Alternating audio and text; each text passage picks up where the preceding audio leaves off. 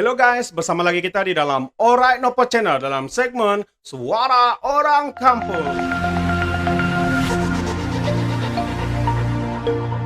Alright guys, so sebelum kita teruskan, jangan lupa tekan butang subscribe, like, dan share. So mari kita tonton berita panas hari ini.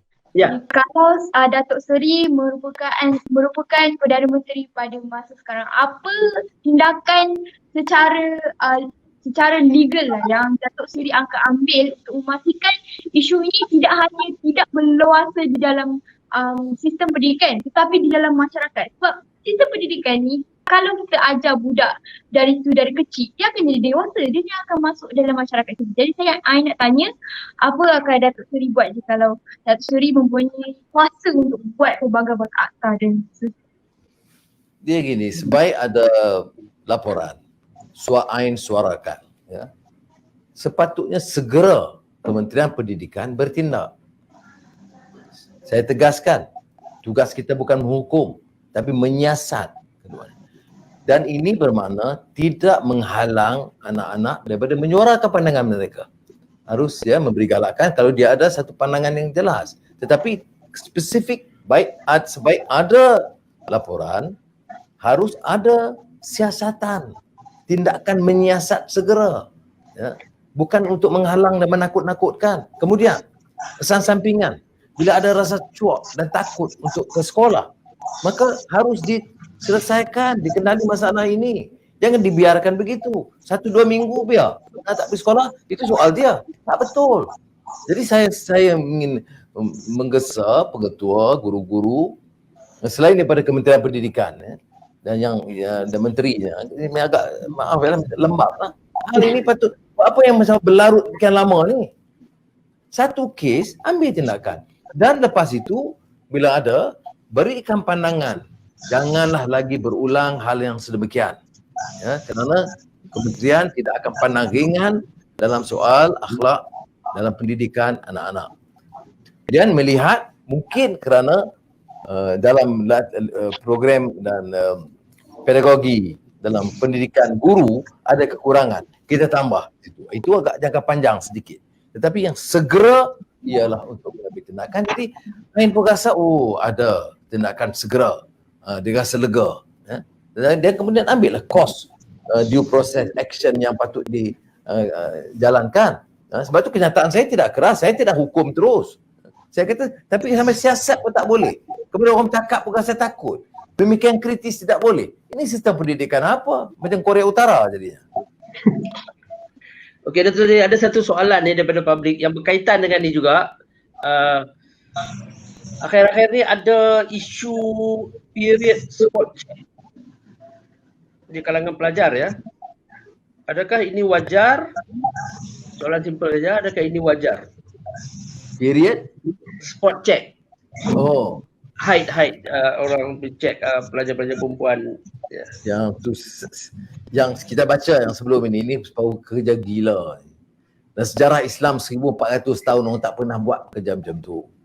Yang ni kalau benar berlaku dalam bentuk diceritakan, memang yang gatal aja lah.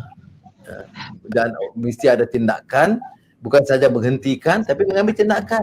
Mana ada kerja begini yang dilakukan, ya?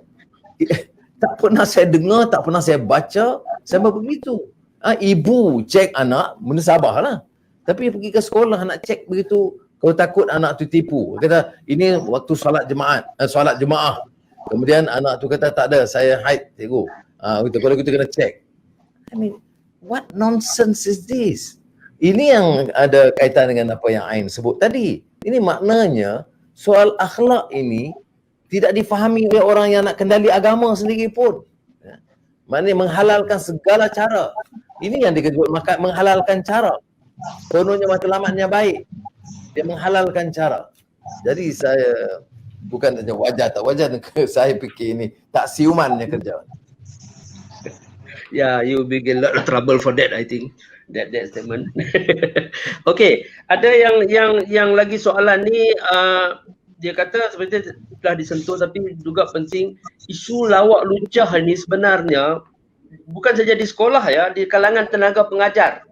contohnya disebut di sini berlaku di kalangan ustaz-ustaz yang ajar agama, kursus perkahwinan juga ada lawak-lawak lucah. Jadi artinya lawak lucah ni tenaga pengajar kepada pelajar. Itu adalah satu perkara biasa di Malaysia dan yang masih berterusan. Apa pandangan Saya Tuan Sri? dengar, betul, saya dengar tentang kursus perkahwinan ada memang di seluruh selit sekali yang lucu-lucah. Lawak okey, gurau senda okey, lucah tak boleh ya. Dia bertentangan dengan nilai tata susila dan adab, akhlak Islam dan Melayu dan ayat Malaysia siung. Jadi begitu juga kadang-kadang kita lihat umpamanya ya, dalam lawak jenaka pun ya.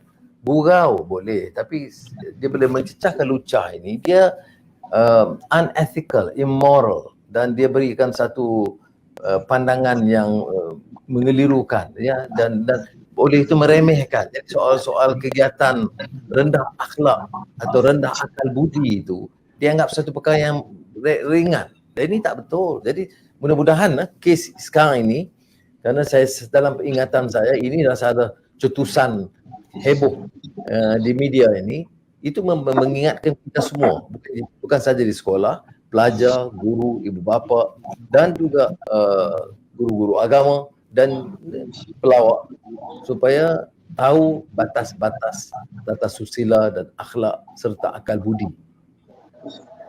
Ini artinya apa yang Datuk Seri buat, saya cuba tekankan dari masa menjadi Menteri Pendidikan dulu, gagal. Kerana tidak ada hasilnya sekarang, hasilnya sangat bertentangan. Gini Luna, mungkin ada kelemahan, tetapi kalau tak buat saya rasa lagi parah lah. Jadi ada kejayaan. Ada kejayaan. Kalau tidak ada tekanan begitu, asakan begitu, mungkin porak-poranda kita dah jadi macam negara-negara yang super liberal yang ada ni.